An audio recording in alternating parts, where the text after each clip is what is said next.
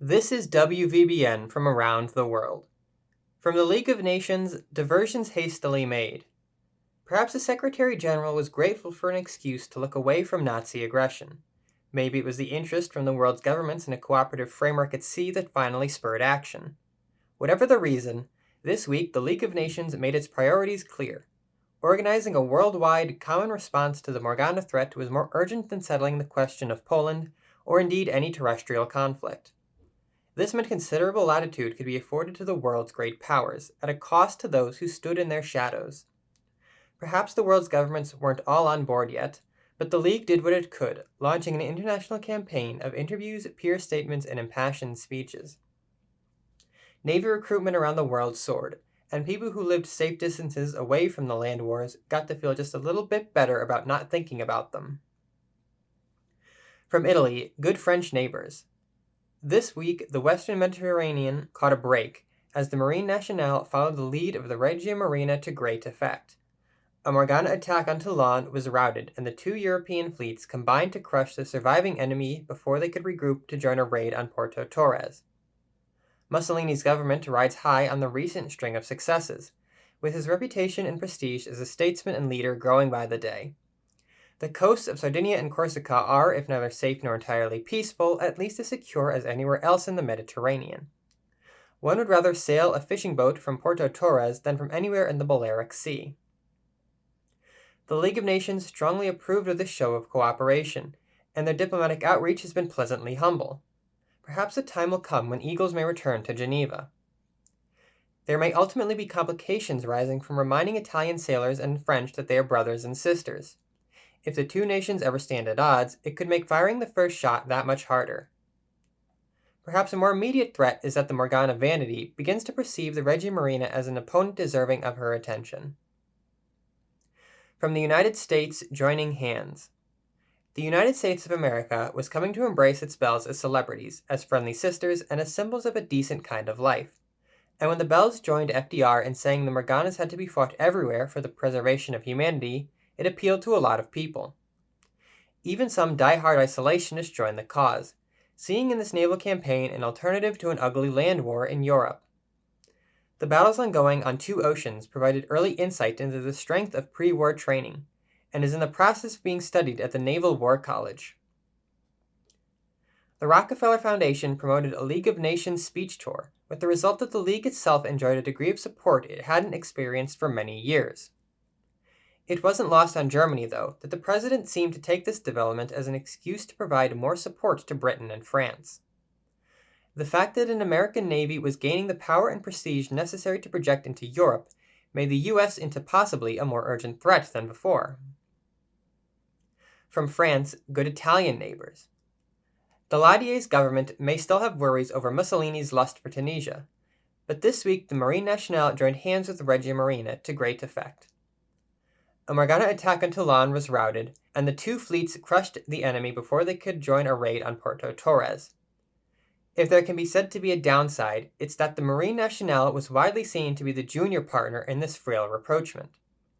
Yes, they gained combat experience, but they did it by watching the Regia Marina display what it had learned in the Red Sea.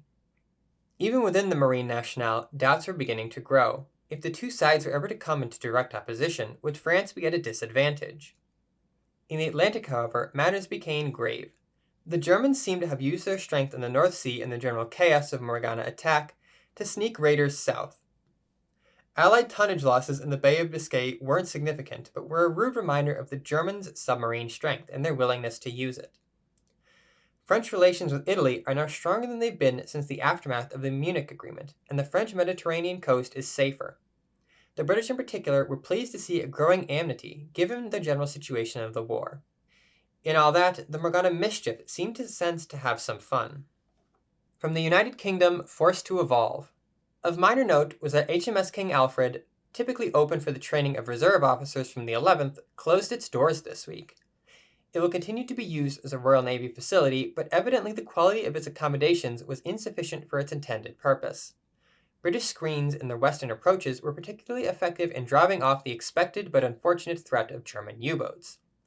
Their skills will be needed by their allies, however, as the Germans found fruitful hunting in the Bay of Biscay. Generally, the prestige of the United Kingdom was on the up, as conditions around the home isles and the Empire improved. The home fleet, sailing from their impregnable fortress harbour of Scapa Flow, defended successfully against an uncharacteristically determined set of Morgana fleets. Their attempts to travel south at all costs to the Channel was thwarted at all turns. It is still unknown why the Morgana sought to force the Channel. Whispers have come that the Morgana Corruption has begun a radio program of her own. From Japan, towards cooperation. It was unattributed comment in the Tokyo Asahi Shimbun, but it exploded across Japanese politics. An anonymous naval officer hinted at a radical conclusion, that the bells of other nations were indeed kami in their own right, and that if they argued that humanity needed to make a common effort against the Funayuri, it couldn't simply be dismissed out of hand. The League of Nations was thrilled. Japanese bells were almost united in approval. But the IJA, and indeed the bulk of the Japanese government, scandalized may be too small a word. This was a question for the emperor and no other.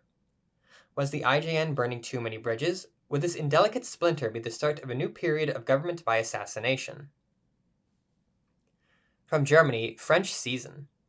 After weeks of generously protecting their neighbors from the Morgana threat, the Kriegsmarine reminded the French Marine Nationale that the safety of the Bay of Biscay was something of an illusion. U-boats, like certain Morganas, could come and go as they pleased, and a major attack on the approaches to the Channel provided exactly the ability to do just that.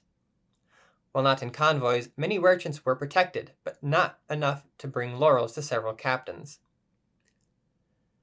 The French weren't thrilled at the reminder. The Germans were showing a frightening power in Poland, and their secret alliance with the Soviet Union made them only stronger.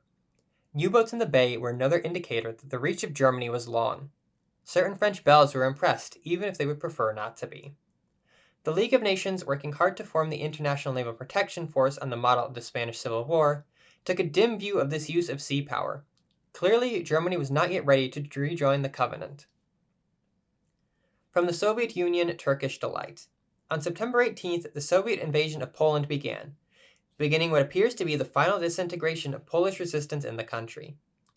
British guarantees seem not to include for this possibility, leaving the Allies still neutral in regards to the Union.